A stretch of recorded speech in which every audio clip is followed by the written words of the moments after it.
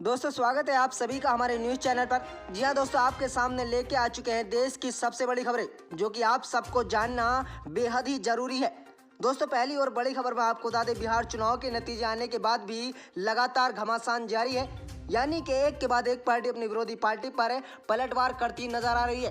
वहीं दोस्तों बिहार में पंचायत चुनाव से पहले बीजेपी को बड़ा झटका लगा है और ऐसा माना जा रहा है कि पार्टी के 2 दिग्गज नेता आरजेडी में शामिल भी हो गए हैं। वहीं दोस्तों बिहार में बीजेपी का नया संकट उभर रहा है और पूर्व एमएलए ने किया है कि दावा कि किसी भी वक्त पार्टी छोड़ सकते हैं 11 विधायक। वहीं दोस्तों आपको बता दें, बीजेपी से चोट खाए नीतीश कुमार को क्यों कांग्रेस रजत से मलहम की उम्मीद है। वहीं दोस्तों आपको बता दें, ऐसा माना जा रहा है कि नीतीश कुमार क्यों चाहते हैं बीजेपी और आरजेडी में सब कुछ ठीक ना रहे। ऐसा लोगों का कहना है कि नीतीश कुमार उन दोनों में क्या मसला कर रहे हैं। दोस्तों अगर आप भी चाहते हैं कि आने वाले सभी चुनाव बैलेट पेपर से होने चाहिए तो इस वीडियो को लाइक कर चैनल को सब्सक्राइब कर लीजिए और पास में लगे बेल आइकन को भी प्रेस कर लीजिए ताकि देश भर से सभी बड़ी खबरें आपके पास सबसे पहले पहुंचे। दोस्तों आपको बता दें, बिहार में पंचायत चुनाव से पहले उपेंद्र कुशवाहा को बड़ा झटका लगा और पार्टी के 2 दिग्गज नेता आरजेडी में शामिल भी हो गए। दोस्तों बिहार में पंचायत चुनाव से पहले उपेंद्र कुशवाहा की पार्टी रालोसपा को बड़ा झटका लगा। रालोसपा के राष्ट्रीय कोषाध्यक्ष और राष्ट्रीय प्रवक्ता ने पार्टी से इस्तीफा देकर राजद में शामिल हो गए हैं। वहीं दोस्तों रालोसपा अध्यक्ष को वह झटका तब लगा जब राजनीतिक गलियारों में उपेंद्र कुशवाहा के आरजेडी में जाने की अटकलें लग रही हैं। दोस्तों मिली जानकारी के अनुसार राष्ट्रीय लोक समता पार्टी के कोषाध्यक्ष राजेश यादव और प्रवक्ता सुबोध मेहता ने पार्टी से इस्तीफा दे दिया और दोनों नेता आज तेजस्वी यादव की उपस्थिति में लालू की पार्टी राजद में शामिल हो गई। दोस्तों ऐसा बताया जा रहा है कि इन दोनों नेताओं को राज्य संगठनों में कोई बड़ा पद मिल सकता है। वहीं पंचायत चुनाव से पहले यह रालोसपा के लिए बड़ा झटका माना जा रहा है। वहीं दोस्तों आपको बता दें, इधर राजनीतिक गलियारों में अटकलें लगाई जा रही हैं कि रालोसपा उपाध्यक्ष कुशवाहा जल्द ही आरजेडी में शामिल हो गए हैं। हालांकि ना तो उपेंद्र कुशवाहा और ना ही जेडीयू की ओर से अभी इसकी पुष्टि हुई है। वहीं कुशवाहा बीते दिनों सीएम नीतीश कुमार से मुलाकात कर चुके हैं। दोस्तों आपको माना जा रहा है कि बिहार की पंचायत चुनाव होली के बाद होना है। ऐसे में रालोसपा को बड़ा झटका लगा है और राजेश यादव उपेंद्र कुशवाहा की करीबी नेताओं में एक थे, लेकिन अब उनके राजद में जाने से पार्टी को बड़ा झटका लगा है। दोस्तों वहीं राज्य में अप्रैल मई तक पंचायत चुनाव होने की संभावना जताई जा रही है। दोस्तों वहीं बिहार में कांग्रेस का नया संकट उभरा है और पूर्व एमएलए ने किया था कि दावा कि किसी भी वक्त पार्टी के 11 विधायक छोड़ सकते हैं। वहीं दोस्तों कांग्रेस से शीर्ष नेतृत्व पर लगातार उड़ रहे सवालों के बीच पार्टी के लिए अब बिहार से एक झटका देने वाली पार्टी खबर आई है। दरअसल बिहार कांग्रेस के नेता और पूर्व विधायक भरत सिंह ने दावा किया कि प्रदेश में कांग्रेस के 11 विधायक किसी भी वक्त पार्टी छोड़ सकते हैं। हालांकि कांग्रेस के शीर्ष नेतृत्व में भरत सिंह के इस दावे को खारिज करते हुए कहा कि बिहार में पार्टी एकजुट है और गौरतलब है कि हाल ही में संपन्न हुए बिहार विधानसभा चुनाव में कांग्रेस के 19 विधायक जीत कर आए हैं।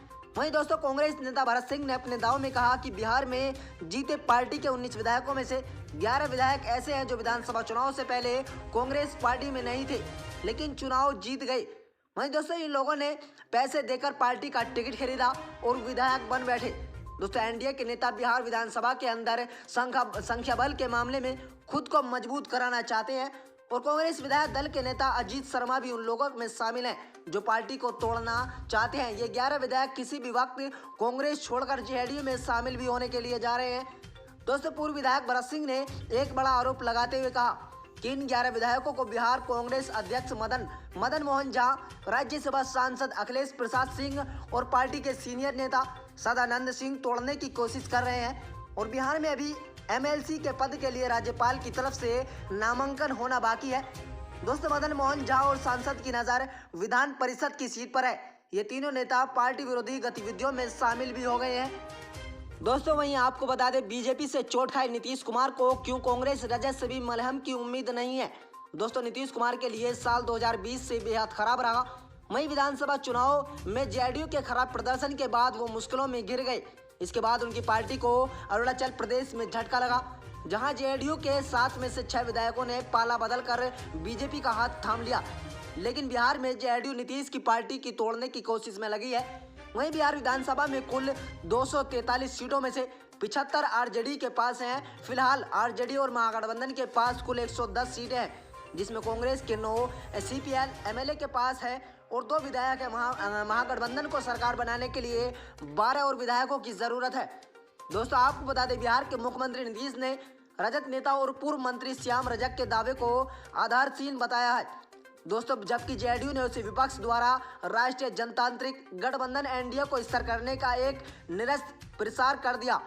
हालांकि पार्टी 2021 में उज्जवल भविष्य की उम्मीद कर रही है और इसके लिए पार्टी ने अपनी रणनीति भी बदल ली, लेकिन नीतीश कुमार ने पार्टी के लिए राष्ट्रीय अध्यक्ष पद पर छोड़ दिया और राष्ट्रीय राजनीति में किसी भी तरह एंट्री की कोशिश में है, चाहे एनडीए के साथ या फिर एनडीए के।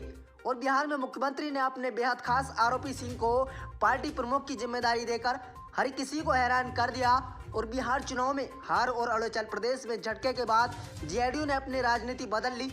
ये कदम निश्चित रूप से बीजेपी के बदले रुख के बाद लिया गया।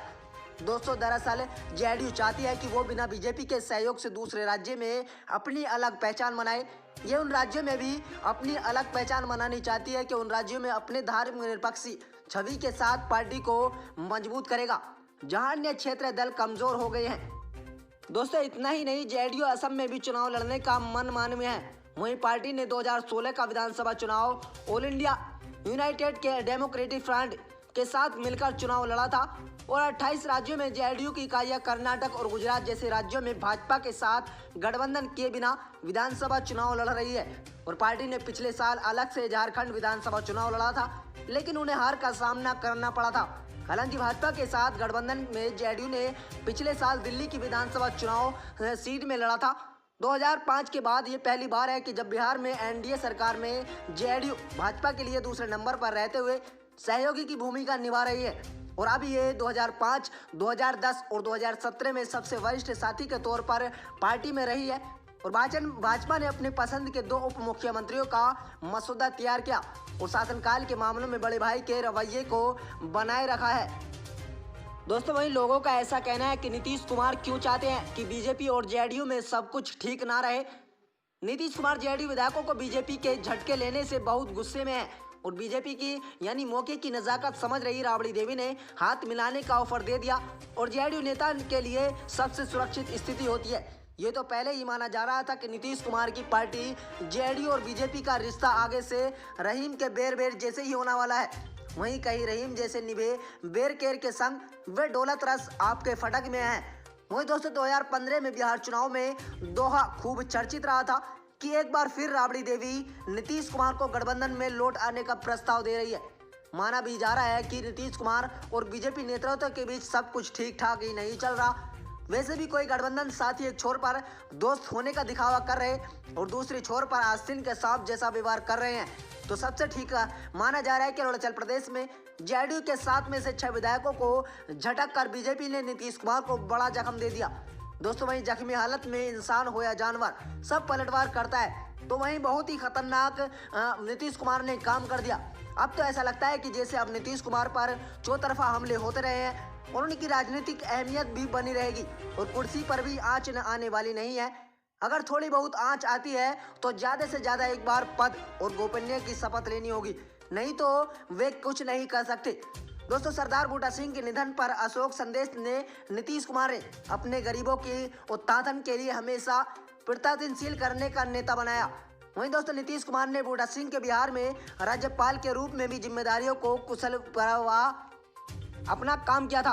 वहीं दोस्तों आपको बता दें, तेजस्वी यादव ने मुख्यमंत्री नीतीश को लिखी चिट्ठी और कहा कि आप शासनकाल में बिहार बना दिया है अपराध। वहीं दोस्तों अपराध को लेकर राजनीतिक विपक्ष से छिड़ी हुई है। इसी दौरान बिहार के नेता प्रतिपक्ष तेजस्वी यादव ने मुख्यमंत्री नीतीश कुमार को एक चिट्ठी लिख डाली। आपको बता दें कि बिहार के नेता प्रतिपक्ष तेजस्वी यादव ने बिहार के मुख्यमंत्री नीतीश को एक चिट्ठी लिखी और आपको बता दिया जाए कि इस चिट्ठी में उन्होंने लिखा था कि आपके शासनकाल में सीएम साहब बिहार अपराध का कैपिटल अड्डा बन चुका है। और आपको बता दें कि तेजस्वी यादव ने लिखा था कि जब आपसे मुख्यमंत्री पद संभाला नहीं जा रहा तो आप इस्तीफा दे दें। जिस तरह से बिहार में जंगल राज कायम है उसे जनता डेरी और भयभीत हो गया है।